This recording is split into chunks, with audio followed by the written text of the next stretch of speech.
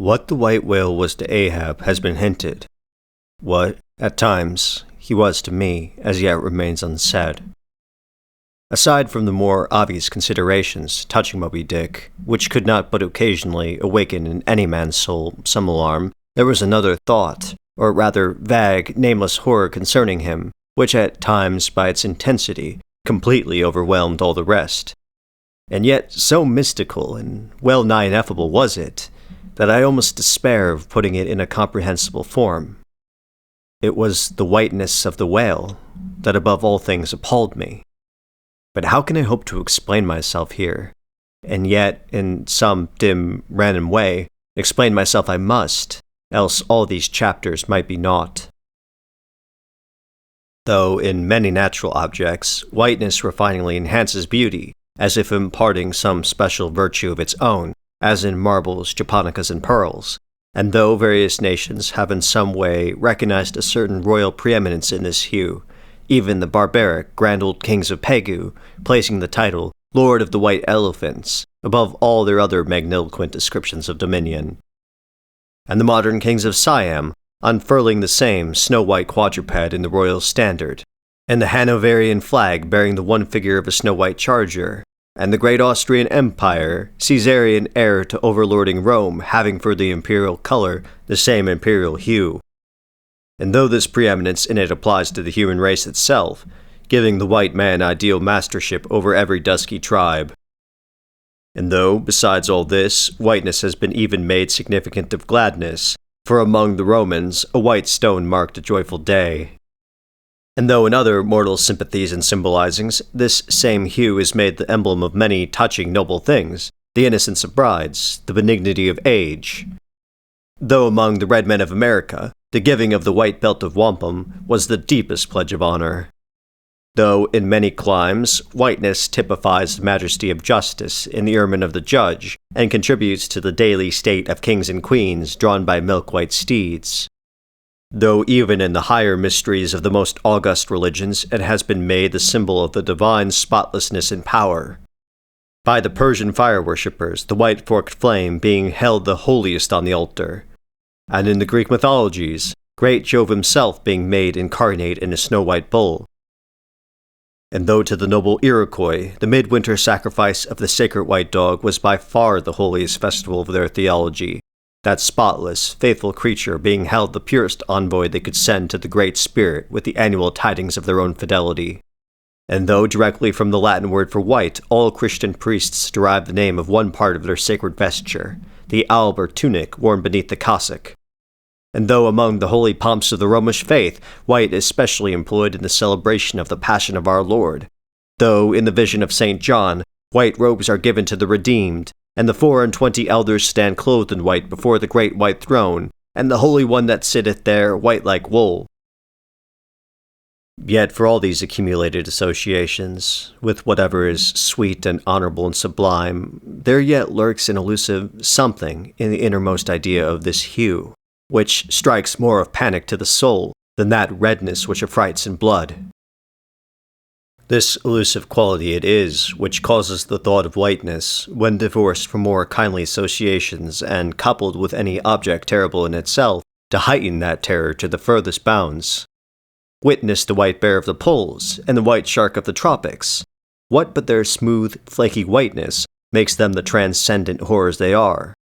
That ghastly whiteness it is which imparts such an abhorrent mildness, even more loathsome than terrific, to the dumb gloating of their aspect, so that not the fierce-fanged tiger in his heraldic coat can so stagger courage as the white-shrouded bear or shark. With reference to the polar bear, it may possibly be urged by him who would fain go still deeper into this matter, that it is not the whiteness, separately regarded, which heightens the intolerable hideousness of that brute.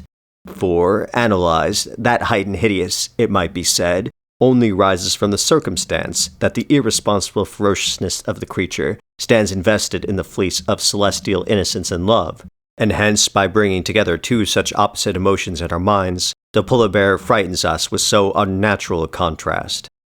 But even assuming all this to be true, yet were it not for the whiteness, you would not have that intensified terror. As for the white shark, the white gliding ghostliness of repose in that creature when beheld in his ordinary moods, strangely tallies with the same quality in the polar quadruped. This peculiarity is most vividly hit by the French in the name they bestow upon that fish. The Romish Mass for the dead begins with Requiem Aeternam, eternal rest, whence Requiem denominating the Mass itself and any other funeral music.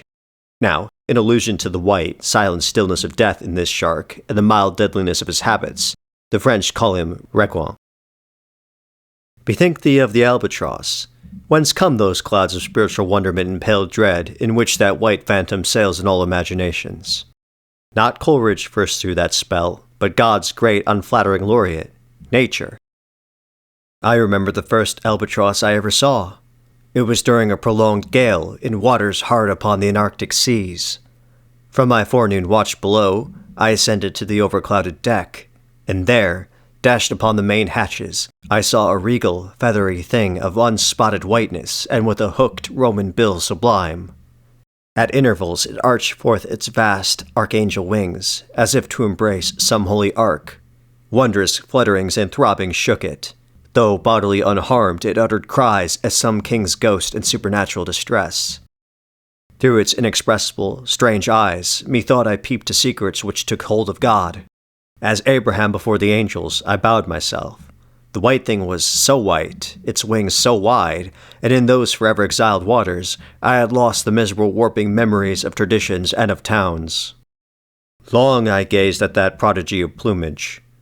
I cannot tell, can only hint the things that darted through me then. But at last I awoke, and turning, asked a sailor what bird was this. A goonie, he replied.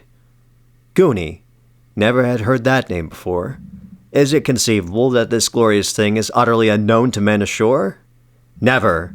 But some time after, I learned that goonie was some seaman's name for albatross, so that by no possibility could Coleridge's wild rhyme have had aught to do with those mystical impressions which were mine when I saw that bird upon our deck, for neither had I then read the rhyme, nor knew the bird to be an albatross. Yet, in saying this, I do but indirectly burnish a little brighter the noble merit of the poem and the poet. I assert, then, that in the wondrous bodily whiteness of the bird chiefly lurks the secret of the spell, a truth the more evinced in this, that by a solecism of terms, there are birds called grey albatrosses, and these I have frequently seen, but never with such emotions as when I beheld the Antarctic fowl. But how had the mystic thing been caught? Whisper it not, and I will tell. With a treacherous hook and line, as the fowl floated on the sea. At last the captain made a postman of it, tying a lettered leathern tally round its neck with the ship's time and place, and then letting it escape.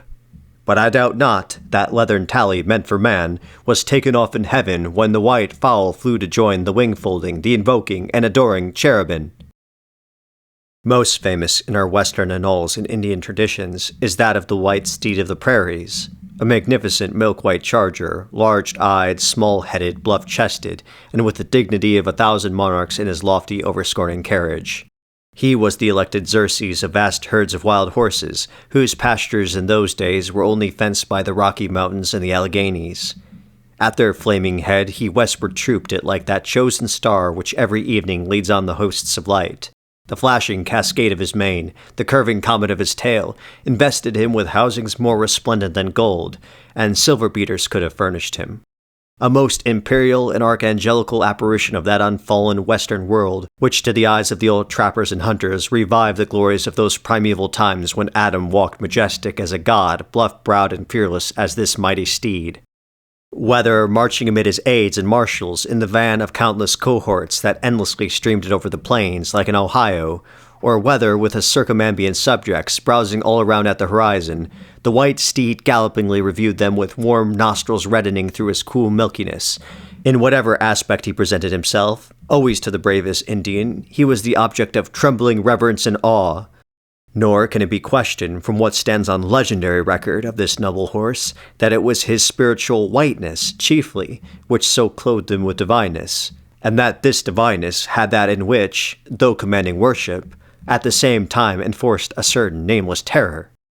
But there are other instances where this whiteness loses all that accessory and strange glory which invests it in the white steed and albatross. What is it that in the albino man so peculiarly repels and often shocks the eye, as sometimes that he is loathed by his own kith and kin. It is that whiteness which invests him, a thing expressed by the name he bears. The albino is as well made as other men, has no substantive deformity, and yet this mere aspect of all-pervading whiteness makes him more strangely hideous than the ugliest abortion. Why should this be so? Nor, in quite other aspects, does nature, in her least palpable, but not the less malicious agencies, fail to enlist among her forces this crowning attribute of the terrible. From its snowy aspect, the gauntleted ghost of the southern seas has been denominated the White Squall. Nor, in some historic instances, has the art of human malice omitted so potent an auxiliary. How widely it heightens the effect of that passage in Froissart when, masked in the snowy symbol of their faction, the desperate white hoods of Ghent murder their bailiff in the marketplace. Nor, in some things, does the common hereditary experience of all mankind fail to bear witness to the supernaturalism of this hue. It cannot well be doubted that the one visible quality in the aspect of the dead which most appalls the gazer is the marble pallor lingering there, as if indeed that pallor were as much like the badge of consternation in the other world as of mortal trepidation here. And from that pallor of the dead we borrow the expressive hue of the shroud in which we wrap them. Nor, even in our superstitions, do we fail to throw the same snowy mantle round our phantoms, all ghosts rising in a milk-white fog. Yea, while these terrors seize us, let us add that even the King of Terrors, when personified by the evangelist, rides on his pallid horse. Therefore, in his other moods, symbolize whatever grand or gracious thing he will by whiteness, no man can deny that in its profoundest idealized significance, it calls up a peculiar apparition to the soul. But though without dissent this point be fixed, how is mortal man to account for it? To analyze it would seem impossible.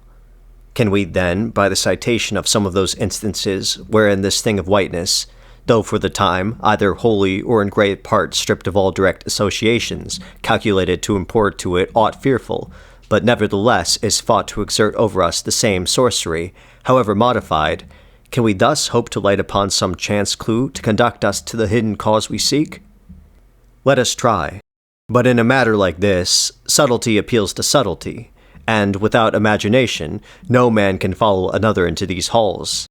And though, doubtless, some at least of the imaginative impressions about to be presented may have been shared by most men, yet few perhaps were entirely conscious of them at the time, and therefore may not be able to recall them now. Why, to the man of untutored ideality, who happens to be but loosely acquainted with the peculiar character of the day, does the bare mention of Whitsuntide marshal in the fancy such long, dreary, speechless processions of slow-pacing pilgrims, downcast and hooded with new-fallen snow? Or, to the unread, unsophisticated Protestant of the Middle American states, why does the passing mention of a white friar or a white nun evoke such an eyeless statue in the soul? Or what is there, apart from the traditions of dungeon warriors and kings, which will not wholly account for it, that makes the White Tower of London tell so much more strongly on the imagination of an untraveled American than those other storied structures, its neighbors, the Byward Tower, or even the Bloody? And those sublimer towers, the White Mounts of New Hampshire? Whence, in peculiar moods, comes that gigantic ghostliness over the soul at the bare mention of that name, while the thought of Virginia's Blue Ridge is full of a soft, dewy, distant dreaminess? Or why, irrespective of all latitudes and longitudes, does the name of the White Sea exert such a spectralness over the fancy, while that of the Yellow Sea lulls us with mortal thoughts of long lacquered mild afternoons on the waves, followed by the gaudiest and yet sleepiest of sunsets? Or to choose a wholly unsubstantial instance, purely addressed to the fancy, why, in reading the old fairy tales of Central Europe, does the tall pale man of the Hartz forests, whose changeless pallor unrustingly glides through the green of the groves, why is this phantom more terrible than all the whooping imps of the Blocksberg? Nor is it, altogether, the remembrance of her cathedral-topping earthquakes, nor the stampedos of her frantic seas, nor the tearlessness of arid skies that never rain, nor the sight of her wide field of leaning spires, wrenched copestones and crosses all droop, like canted yards of anchored fleets, and her suburban avenues of house walls lying over upon each other as a tossed pack of cards. It is not these things alone which make tearless Lima the strangest, saddest city thou canst see, for Lima has taken the white veil, and there is a higher horror in this whiteness of her woe. Old as Pizarro, this whiteness keeps her ruins forever new, admits not the cheerful greenness of complete decay, spreads over her broken ramparts the rigid pallor of an apoplexy that fixes its own distortions.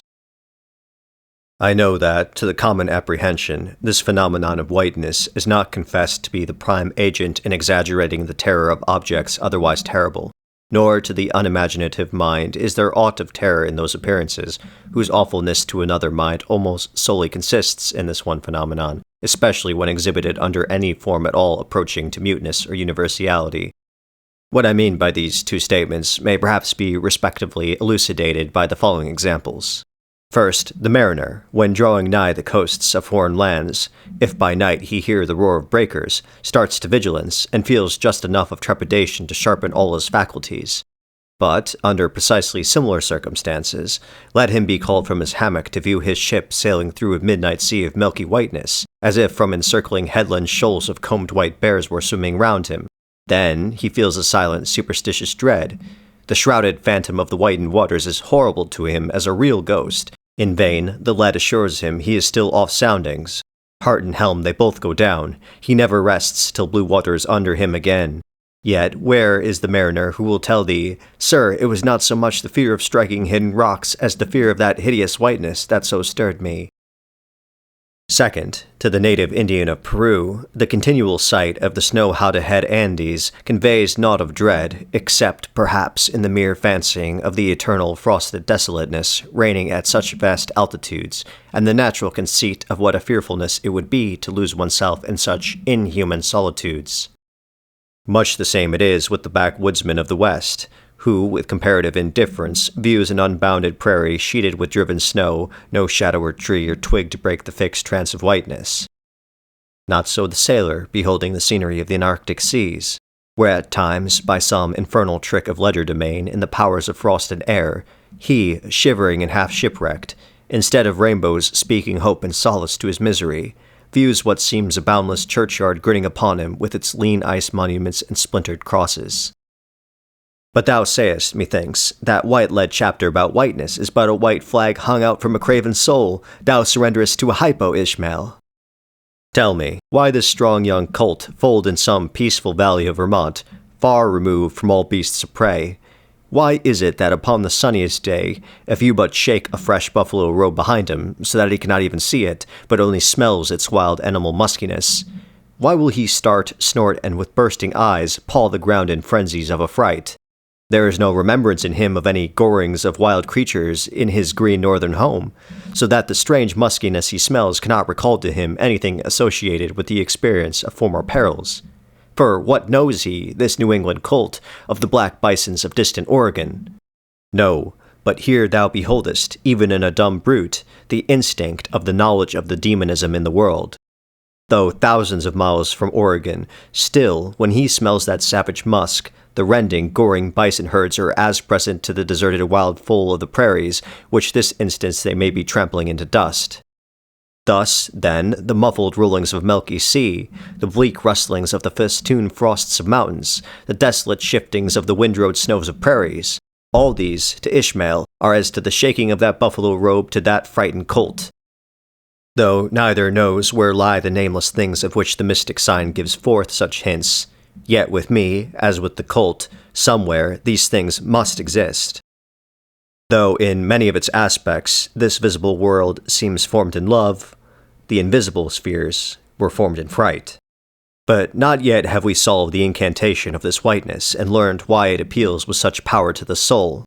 And more strange and far more portentous, why, as we have seen, is it at once the most meaning symbol of spiritual things, nay, the very veil of the Christian deity, and yet should be as it is the intensifying agent in things the most appalling to mankind? Is it that by its indefiniteness it shadows forth the heartless voids and immensities of the universe, and thus stabs us from behind with the thought of annihilation when beholding the white depths of the Milky Way? Or is it that, as in essence, whiteness is not so much a color as the visible absence of color, and at the same time the concrete of all colors? Is it for these reasons that there is such a dumb blankness, full of meaning, in a wide landscape of snows? a colorless, all-color of atheism from which we shrink. And when we consider that other theory of the natural philosophers, that all other earthly hues, every stately or lovely emblazoning, the sweet tinges of sunset skies and woods, yea, and the gilded velvets of butterflies, and the butterfly cheeks of young girls, all these are but subtle deceits, not actually inherent in substances, but only laid on from without, so that all deified nature absolutely paints like the harlot, whose allurements cover nothing but the charnel house within. And when we proceed further, and consider that the mystical cosmetic which produces every one of her hues, the great principle of light, forever remains white or colorless in itself, and, if operating without medium upon matter, would touch all objects, even tulips and roses, with its own blank tinge. Pondering all this, the palsied universe lies before us a leper, and, like willful travelers in Lapland, who refuse to wear colored and coloring glasses upon their eyes, so the wretched infidel gazes himself blind at the monumental white shroud that wraps all the prospects around him. And of all these things, the albino whale was the symbol. Wonder ye then at the fiery hunt?